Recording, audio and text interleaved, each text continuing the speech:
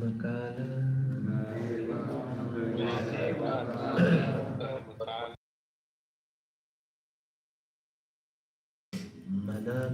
karanam amananti sansara chakram parivartayetya nayam jano me sukha dukha hetu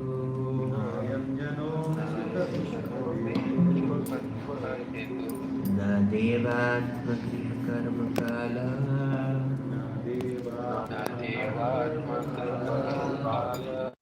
manaparam karanam amananti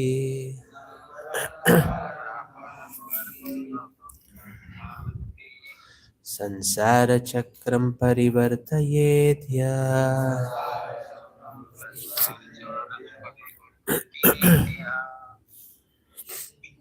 Translation and purport by the disciples of Srila Prabhupada. There is no purport. Translation.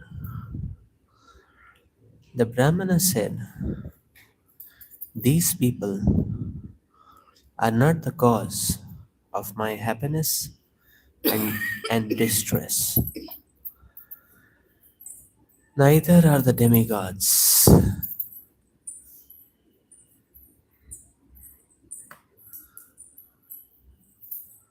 My own body, the planets, my past work or time. Rather, it is the mind alone that causes happiness and distress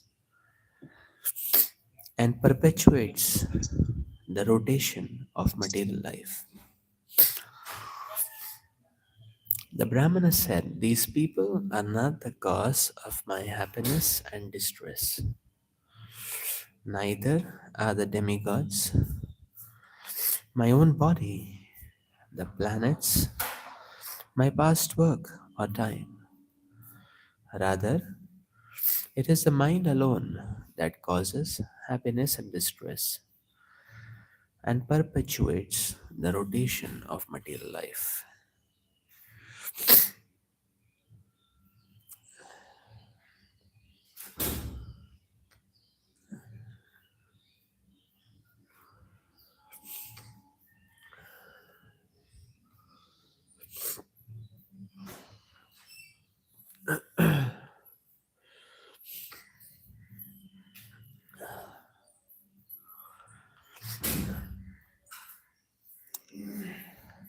Let us read a few more verses from the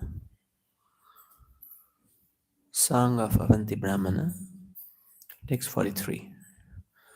The powerful mind actuates the functions of the material modes from which evolve the different kinds of material activities in the modes of goodness, passion, and ignorance.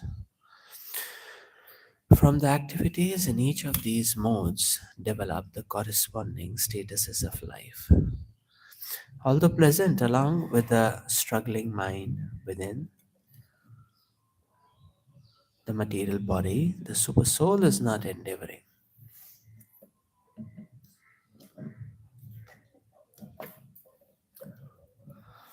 because he is already endowed with transcendental enlightenment. Acting as my friend, he simply witnesses from his transcendental position. I, the infinitesimal spirit soul, on the other hand, have embraced this mind, which is the mirror reflecting the image of the material world. Thus, I have become engaged in the enjoying objects of desire, in enjoying the objects of desire, and am entangled due to contact with the modes of nature.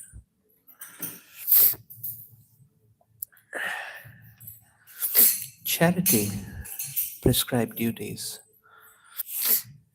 observance of major and minor regulative principles,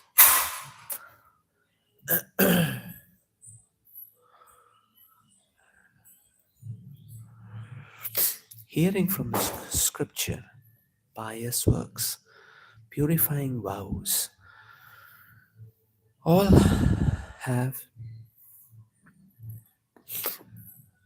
as their final aim the subduing of the mind. Indeed, concentration of the mind on the Supreme is the highest yoga. If one's mind is perfectly fixed and pacified, then tell me what need does one have to perform ritualistic charity and other pious rituals? And if one's mind remains uncontrolled, lost in ignorance, then of what use are these engagements for him? The Brahmana said, these people are not the cause of my happiness and distress. Neither are the demigods, my own body, the planets, my past work or time. Rather, it is the mind alone that causes happiness and distress and perpetuates the rotation of material life.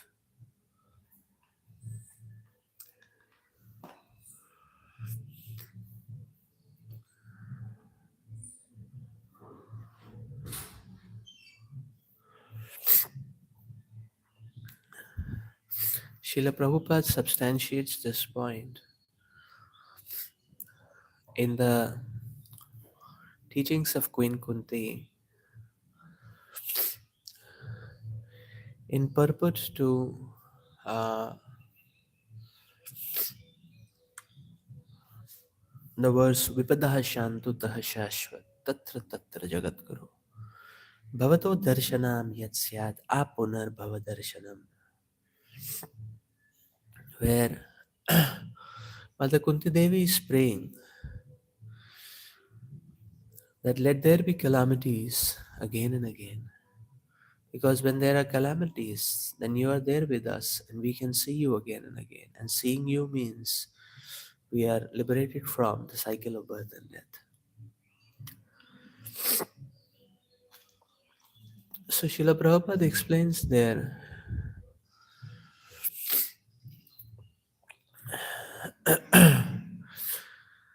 that all this suffering is just like a dream. Prabhupada explains that the suffering in this material world is just like a dream. Srila Prabhupada explained, just like a sleeping person sometimes may be dreaming, wandering around in the forest. All of a sudden, he finds himself being chased by a lion. And he is running for his life, gasping, fainting, very desperate.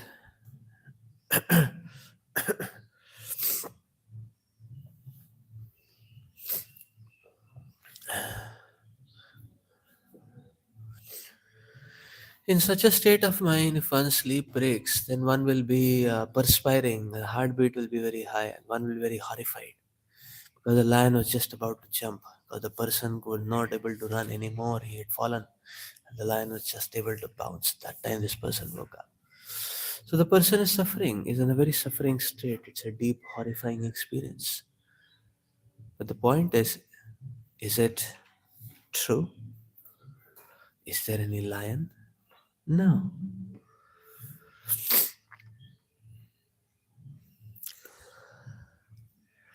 The state of suffering is like a dream, Prabhupada explains there.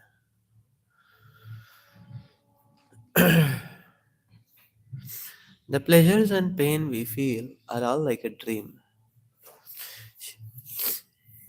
In the purport here, the verse here, one very interesting point is being raised that you see, the mind reflects the material world for the living entity.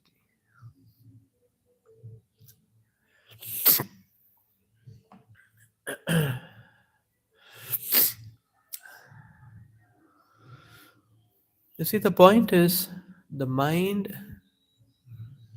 presents to us the forest,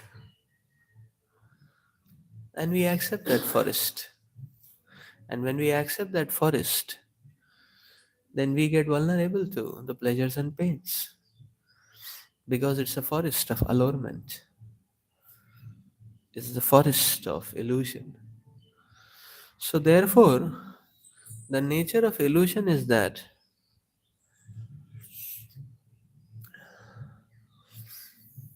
it manifests as a spike and it bursts out like a bubble. That's illusion. So, it manifests as spike and bursts out as illusion. So, when it manifests as spike, people feel very happy. That's a good time.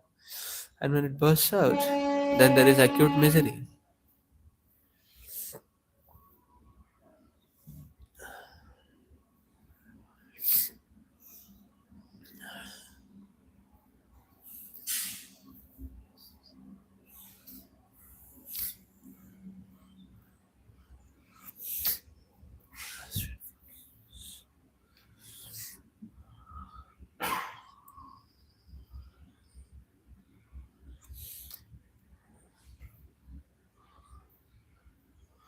Therefore, the living entity never finds himself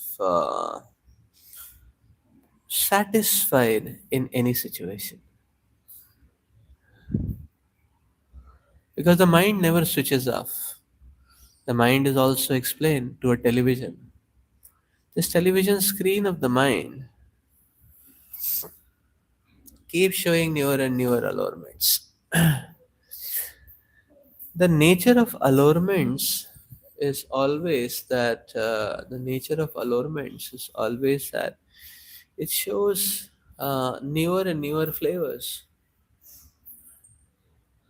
So even if one had been excited to one flavor, with the newer flavor coming, one's excitement keeps hopping like a monkey.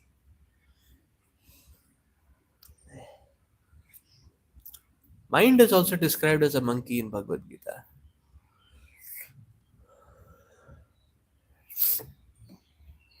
So the mind is like a monkey because the mind keeps showing newer and newer things.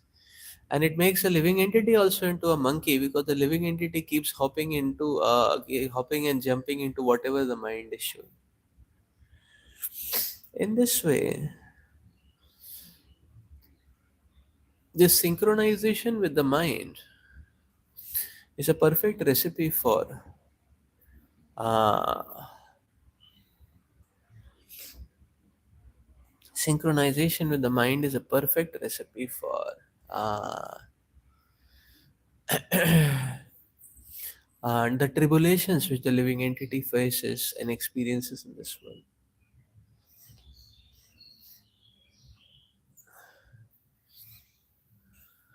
Now we may say it's illusory, so but then why it appears to be well coordinated? It appears to be very well arranged. It appears to be uh, we can always trace out something why because of which we were not uh, because of which one could not succeed or one could not be happy or something like that. That is because the lusty intelligence is also accompanied with the mind, and therefore the lusty intelligence rationalizes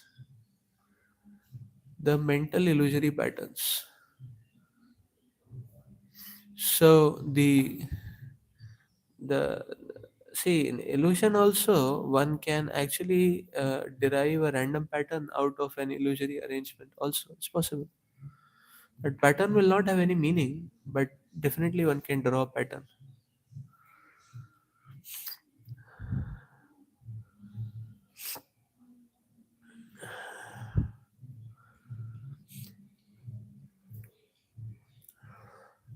It doesn't have much meaning that one, but one can derive a pattern out of it.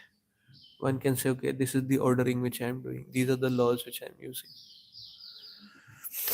So,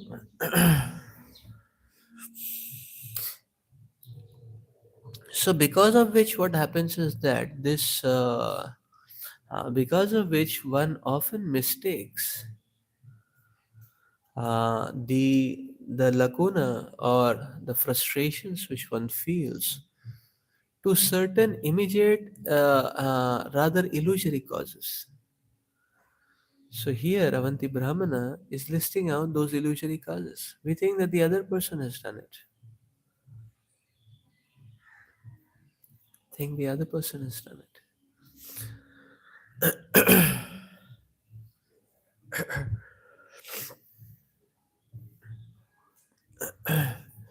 So so this correlation with the illusory causes is all because the lusty intelligence presents a rational, and therefore the person gets caught. And the living entity is never able to recognize also that the mind is playing a fool out of my life.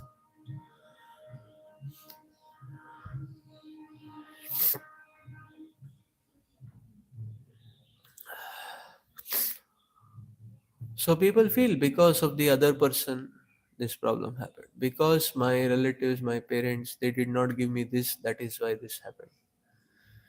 Because my uh, because my past karma was very strong, that is why this happened.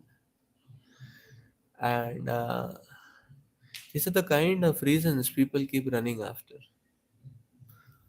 And Avanti Brahmana is very succinctly pointing out that each of these reasons is very illusory. Our happiness and distress is in our hands.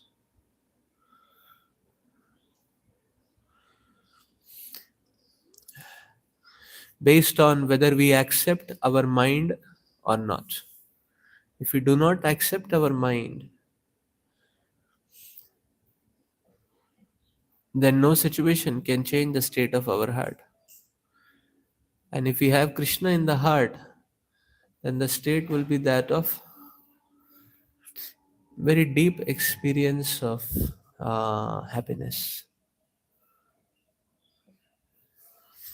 very deep experience of happiness, which is undeterred by external situations. So,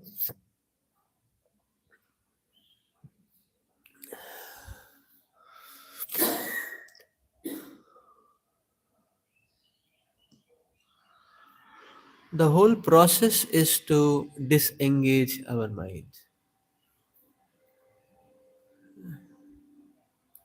to give up the identification with the mind.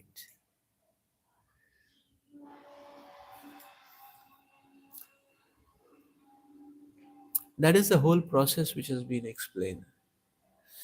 Because of this misidentification and a lot of dependence on the mind, which presents the alluring situations, alluring illusions,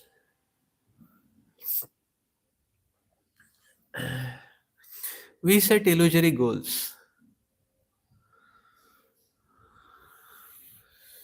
See, any goal, you see, reality gives reality, illusion gives illusion. That is the science. It's logical. How can illusion produce reality? Only reality can produce reality. Illusion cannot. Illusion can only produce another illusion. That's all. And this is what happens in this material world. People put an illusory goal, work hard for it, foaming in the mouth, and even if they happen to succeed, then they are not satisfied. Then they see, oh, I thought here I would be very happy, but I am not. And one is immediately able to see the next illusory goal. Oh, just a job was not sufficient. I need to get a better job. I need to get promotion. So on. You know, in every situation, there is that next ladder. Why? Because illusion produces illusion. So what is the falashruti of illusion? Another illusion. Therefore, what is the falashruti of a hard working, very hard working, very solid hard working life in this material world? The falashruti will be another such life.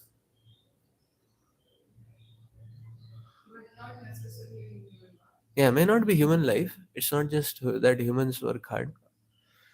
Camels also work hard. Donkeys also work hard. Dogs also work hard. Owls also work hard. They do night shifts, US shifts. Indian owls do US shifts, like that. So, yeah, they also work hard. So, but reality produces reality. Therefore, we see that the antidote to subdue the mind, which has been explained, Avanti Brahmana is touching upon this. Lord Krishna originally explains this in 17th chapter, the austerities of mind. Yes, austerities of mind. So now Avanti Brahmana is echoing, but if you see Avanti Brahmana, all the points what we read Avanti Brahmana is speaking, they are all based on one point. They are all based on one point. Don't hop around. Don't hop around. Just catch on to the spiritual fabric. So if you see each of the points Avanti Brahmana is saying is the same thing. He's saying prescribed duties. Prescribed duties means what? Who is prescribing? The Guru Sadhu Shastra. Prescribed duty does not mean what some YouTuber is prescribing or uh, that is not prescribed duty. Prescribed duty means Guru Sadhu Shastra. Authorized personalities prescribing, Acharyas prescribing. That is prescribed duty. So what does that mean? Then it says Shastras. Then it says Shastras. So then it says, now in 17th chapter, you see, in 17th chapter, it says, one of the things which it says is satisfaction. Why satisfaction? Because we have a disease or infection to catch on to illusory goals very easily, and therefore a person is always restless. But devotee is always satisfied. Satisfied means what? Satisfied means value the spiritual fabric, the reality what we have, and just invest in that wholeheartedly. It can grow, that is fine. It can grow to very big limits, that is also fine. But wherever it is, put your heart and soul in it. At every stage, one is satisfied. Why? Because one puts illusory goals, then one's mind will kill a person. That is how the mind captures satisfaction. Gravity is another thing which has been mentioned. Satisfaction. Satisfaction. Satisfaction means valuing what we have. Like everyday morning program.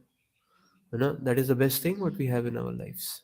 And we have some service to Krishna. That is the most cherished thing we have in our lives. So satisfied. We're not saying, oh, my life is miserable now. When I get job, when I get 25 lakh salary, then I'll be happy. Oh, that's an illusory goal.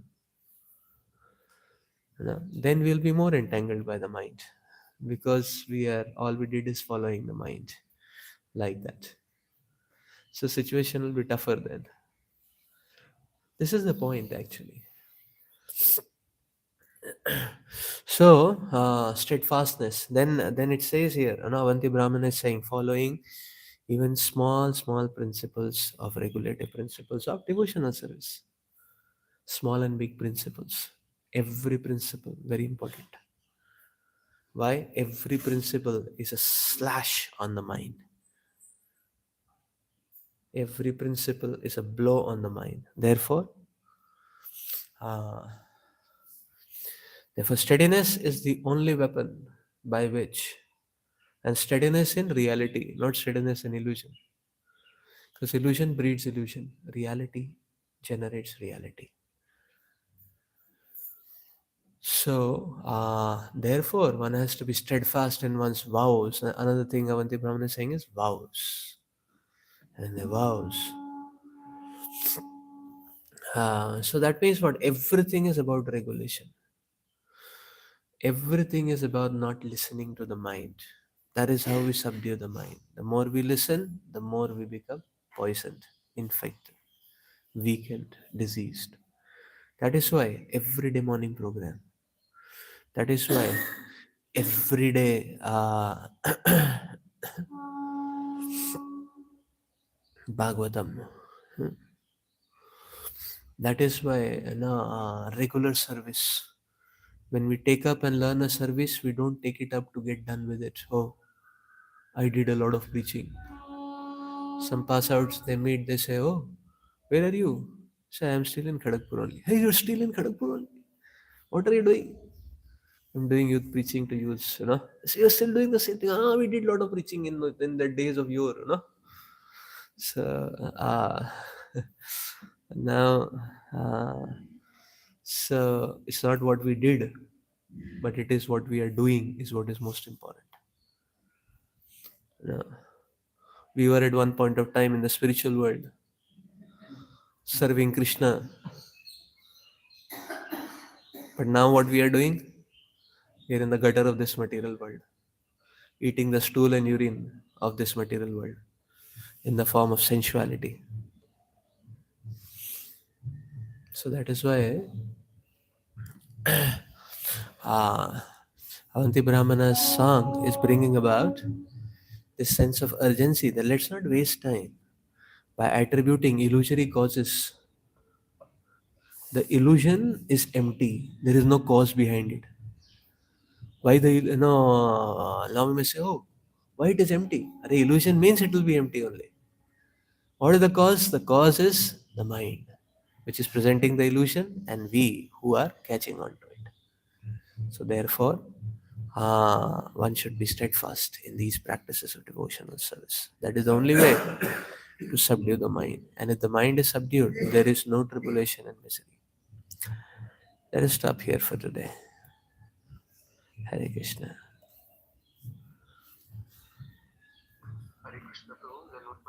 Dhanyavad.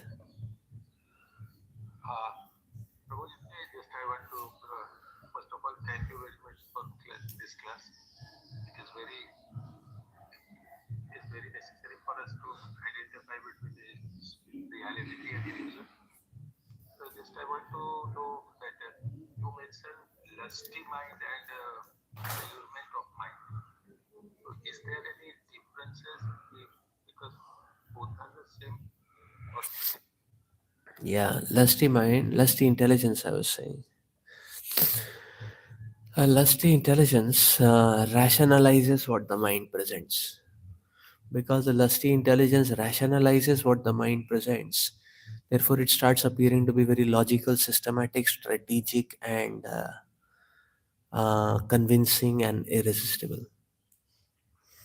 That's the work of lusty intelligence because it rationalizes.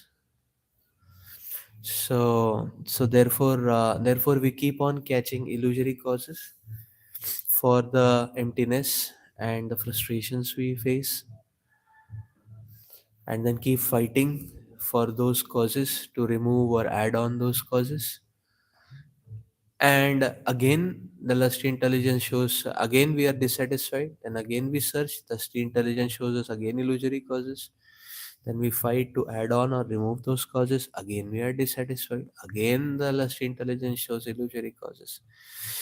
So, the lusty intelligence makes our bondage more intense. That is the point. That is the point. And that is why material world appears to be very convincing, very real, very, that's the work of lusty intelligence. The mind pushes, intelligence rationalizes. So we are pushed and convinced. That is what happens. Sure, Prabhu.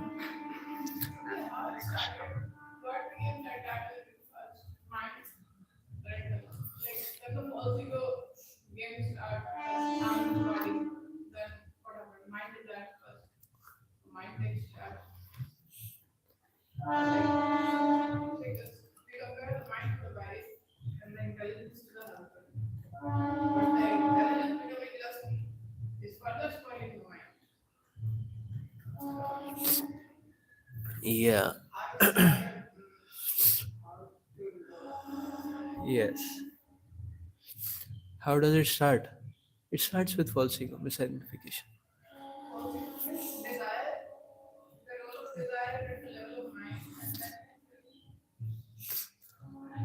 Now it is explained that in the genesis of the universe, it's the false ego which came first. False ego is like a hook, and we get hooked.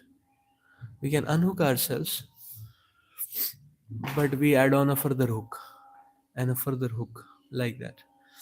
False ego is like hooks. These hooks are produced from the mode of ignorance.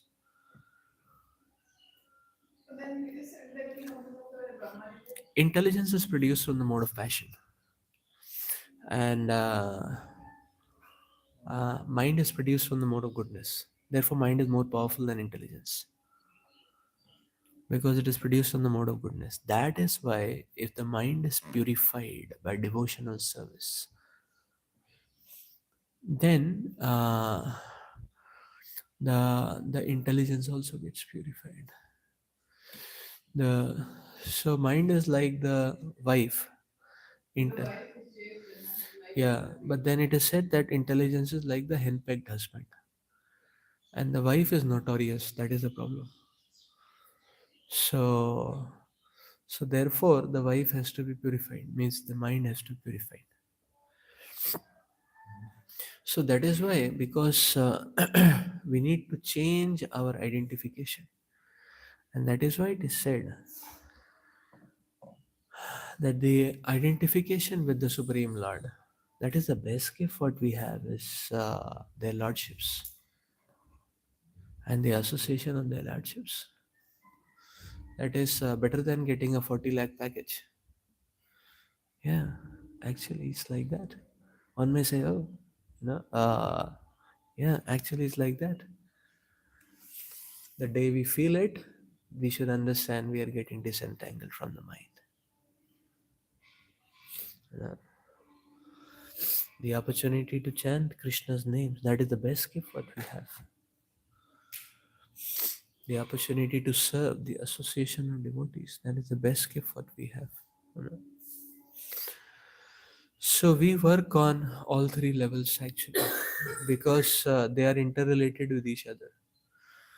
That is why sometimes there is a debate also that are these three different different entities, or they are different functionalities of the subtle body. There is one subtle body which works in this way, and this way. So, well, that debate has no end because we don't have much uh, clues. But both ways, the effect is the same. Even if there are three entities working, or it is one entity working in three different ways. uh, the- so whether subtle body is one superposed entity having mind, intelligence, and false ego as its eigen states.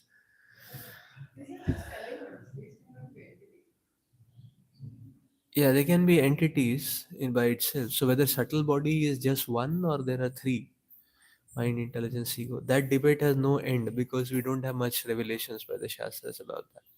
But the effect of both ways of acceptance is the same. We have to fight on all three grounds because there are three different fighting strategies. So, for clarity, we can take them as three different opponents.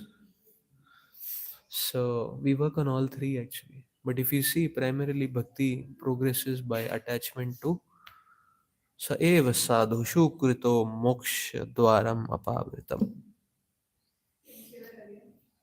Sa eva sadhu shukrito moksha dwaram apavritam. When that attachment is invested in the sadhus, it flungs open the doors of liberation.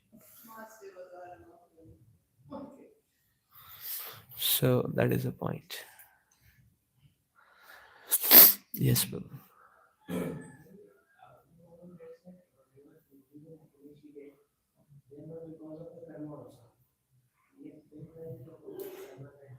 Yeah, so why here karma is also put in the category of karma is also said to be not a cause because bhakti can wipe off karma very quickly.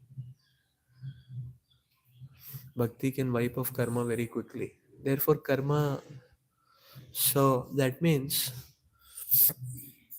if bhakti can wipe off karma very quickly, that is the power of bhakti, then karma is a pseudo cause. Karma remains as the only overwhelming cause till the time uh, one is not taking to Krishna consciousness. But if we actually see, it's a pseudo cause, it's a confounder solution. So pseudo cause when bhakti is activated. It is the overwhelming cause when bhakti is not activated. But when bhakti is activated, it's a pseudo cause. Why pseudo cause? Because karmani nirdahati kintu cha bhakti bhaja. By the power of bhakti, all this karma, past karma, is going to be washed off. How fast? Immediately. That is why proper disciples could surrender immediately. That is why dedication and surrender is not is not a product of situations. It is a product.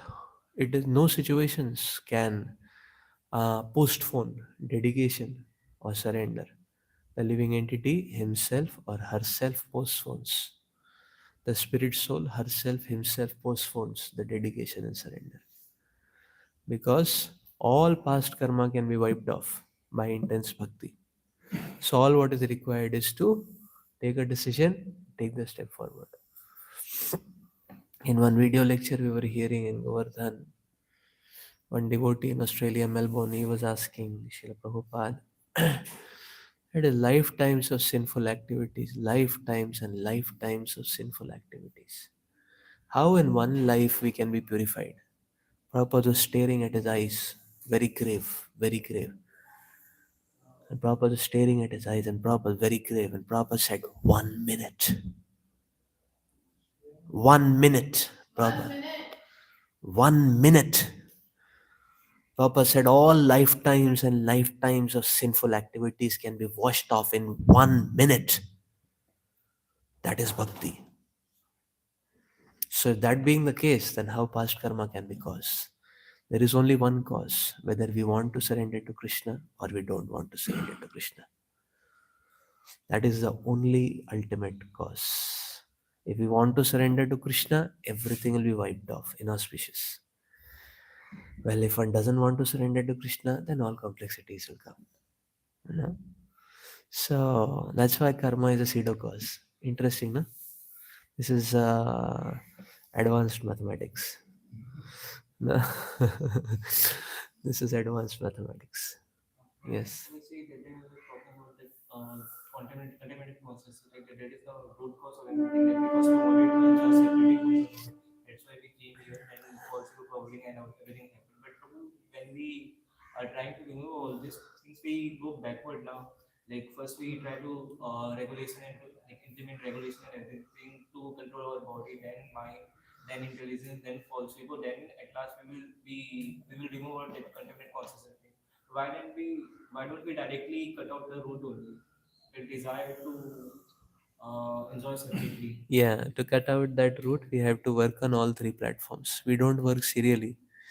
At first, mind, then intelligence, then ego. We work on all three. We work on all three together. First implement rules and regulations with control toward yeah, that purifies the senses, that purifies the mind, that straightens up the intelligence also. And if we are sticking on to certain rules and regulations, mean we are identifying with it. So it's a parallel action, it's not serial action. Identification means giving importance. That's what it means. We identify with Krishna means we give importance to Krishna. What is the proof? The proof is we are staying in association, attending morning program. That's a proof. We're doing some service in the mission of the Lord. You know? So that's identification. No? And one is not identifying, suppose, with proper mission, then what is the proof? Then this fellow will be running behind Maya, be running behind money, be running behind name, fame, and so on. You know, and such a person may come regularly every Janmashtami to the temple. You know, so that's uh, so what we value is what we identify with. So what we value is what we identify with.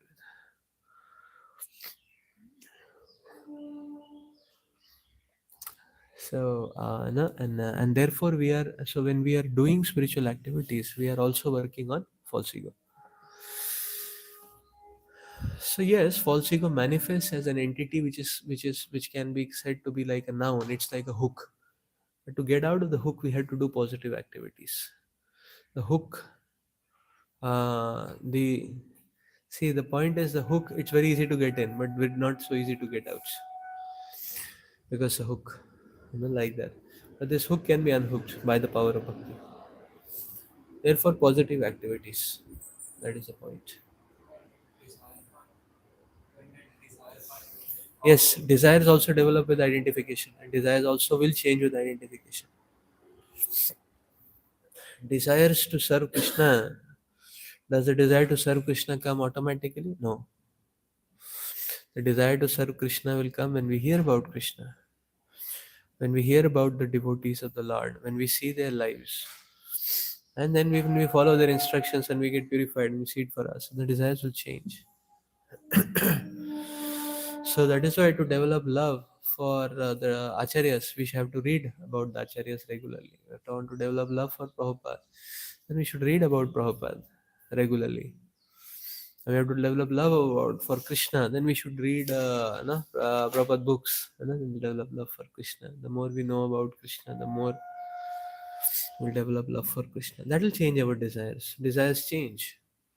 Desires are always influenced by the situations. Therefore, desires are never a permanent thing. Desires are always a perverted thing. So, so we situate in the association of devotees, and the desires will change. We'll develop positive desires. If one stays in the hostel, one will like to go to Shaurya, like that, is it not? So, if one stays here, then then some of you may be desiring, okay, you also want to go to Govardhan, is it not? You also want to come to Vrindavan, like that. So, how the desire come? The hostel people are not thinking of going to Vrindavan, the desire is influenced by situation. Therefore, we engineer the situations when a desire changes. That is why steadfast we have to hold on to these gifts of Krishna consciousness which we have got. And that the more tightly we hold on, the more the mind is purified and we are released from the shackles of the mind.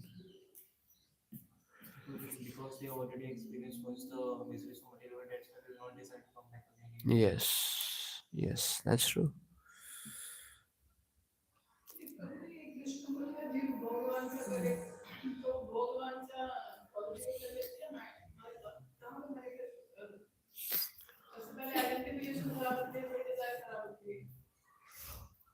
Yeah, it is a soul who chooses.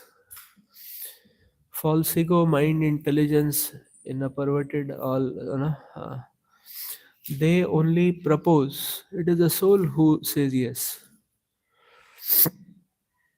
It is the soul who says yes. So they are cheaters. False ego, mind, intelligence, material mind, material false ego. They are all cheaters. It's like some cheats. They win the trust of the boss, and then they make him sign anywhere, everywhere. Like that. This is what happens to the soul. So by giving some uh, quick, immediate pleasures, the lusty mind, intelligence, false ego, they win the trust of the soul. Because the soul is saying that okay, at least I'm getting something, and then they take sign on everything. That is why you have to read the Shastra. Then one will understand. Hey, I don't have to sign. Hey, wait, wait, wait. So then one can start giving resistance to the mind, intelligence, and ego, like that. And that is how the false ego, mind, and intelligence get subdued.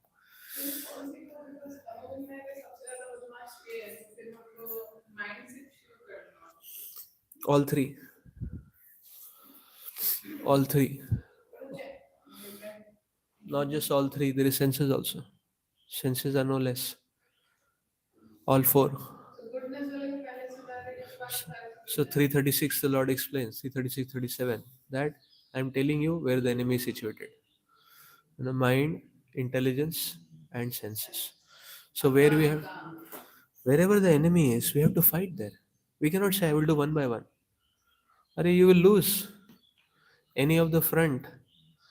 If you don't fight, they will enemy will capture and penetrate from that.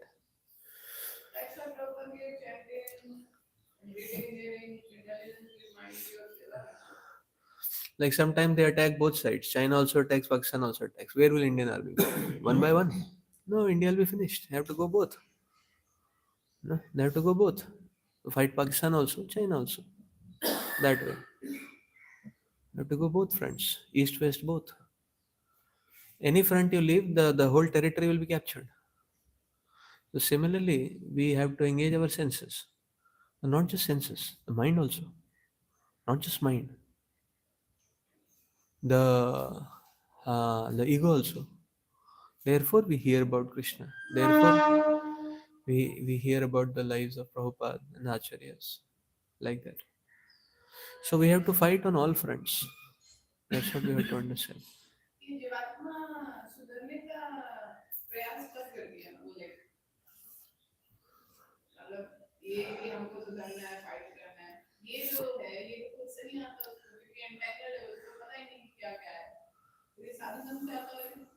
इसके लिए भगवान मौका देते हैं.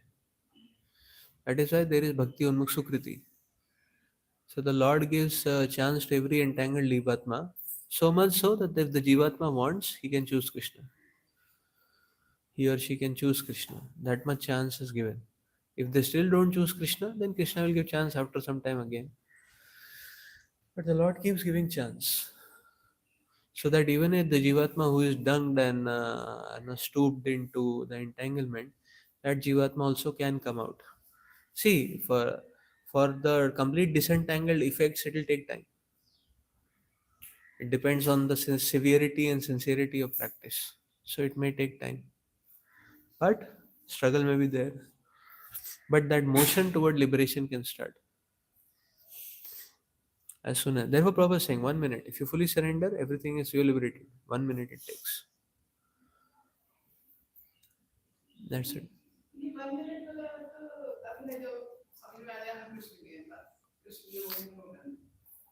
वही है वही करना है. So our entanglement is in our hands, and our liberation is also in our hands. We cannot say my past karma conditionings and all, because of that I am not able to practice bhakti. Nonsense. Nonsense. Ah, this is nonsense. Nonsense. If we catch on to Krishna, Krishna will give the strength, you can fight with conditionings. Fight may be tight, but Krishna is saying, if you take shelter of me, victory will be yours. So then what's the problem?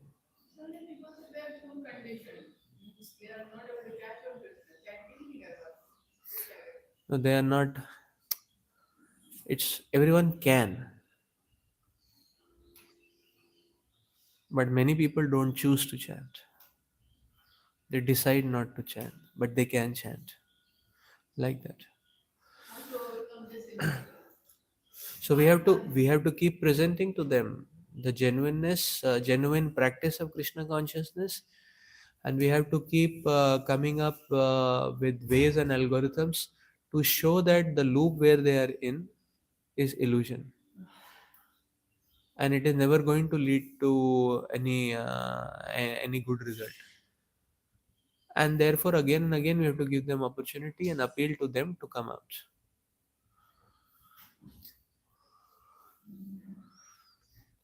Like Bhaktisiddhanta Saraswati Thakur, he was asking everyone to take Lord Chaitanya's message in the English language to the Western world. So some people heard. Srila Prabhupada heard. And what happened? Amazing, revolution happened. Like that, Prabhupada was appealing to everyone, give your life to Krishna. You've given your life to Maya, millions of lives. One life you give to Krishna. So many devotees he told us. So some people heard, what is the result? Is gonna still going on. Very powerful. Like that. So we have to keep appealing to everyone and anyone.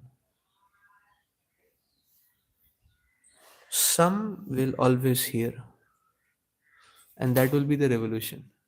And for others, it will be the same story of entanglements and misery. But there may be some among them who may hear after some time. Eventually, everyone will hear sometime. Like that. Just like Dhritarashtra. It may not be this life, maybe after millions of lives, but everyone will hear sometime because there is no way out of this illusion other than Krishna consciousness. So we have to keep trying. That is the point. We have to keep appealing. Who do not hear, that is not very important. How many don't hear, that is not very important. One person hears, that is important. We should focus on that. So our proposals of Krishna consciousness, how many people reject, that doesn't matter. Whoever accepts it, that matters.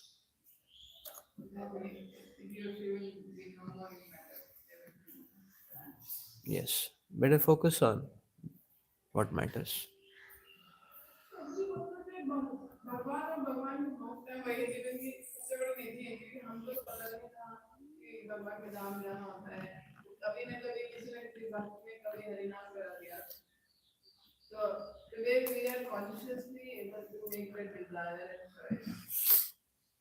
Yeah.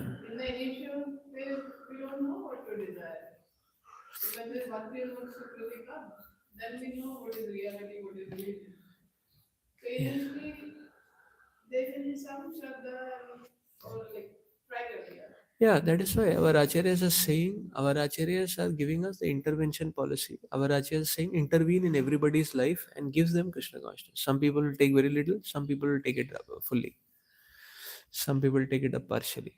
But we intervene in people's life. How do we intervene? By distributing books. Are people running behind to get books? No, we are running behind them.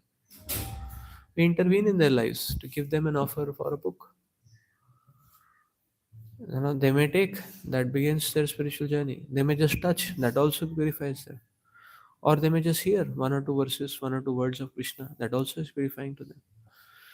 We intervene in people's life when we organize big festivals,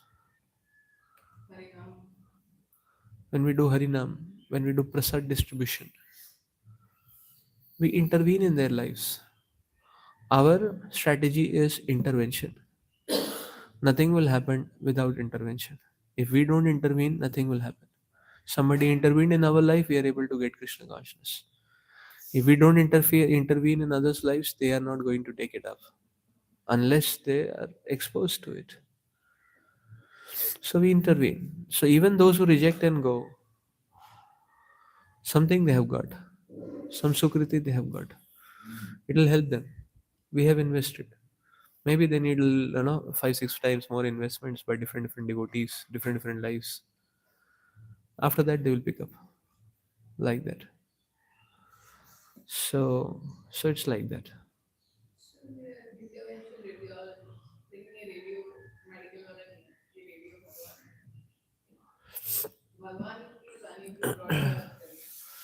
Yes.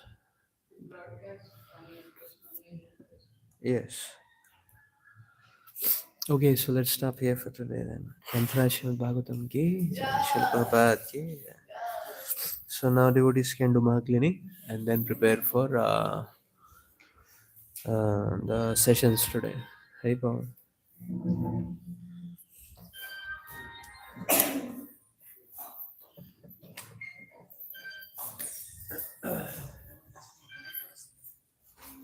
Because techniques are mainly focused on verifying their intelligence, that's why it's not the best process. Yes. Yes. Everything. Yes, because lust is situated everywhere. We have to fight on all fronts. And when we say Hari, like Guru Hari Shastra, Guru is mainly has to subdue our false ego, right? Because we do minimal services to him. And sadhu is like for senses and mind. Whenever we go off track, they will tell you what are you doing, like testing shastras intelligence. The shastras like four intelligence, like all getting preferred parallelly in that sense also. Yeah, actually, it's together. It's together. All of them act on all the ways. You know? So sadhus can correct us, but sadhus also give us identification. Because sadhus, seeing their practice, we get inspired. So we also get identification by them. You know? Guru doesn't just chastise and purify the false ego. Guru will give positive engagements also. Yeah, Guru will give instructions also. We are seeing Guru's example also, life also, dedication also. So all three give all three things. You know? All three give all three things. Yeah? Very good.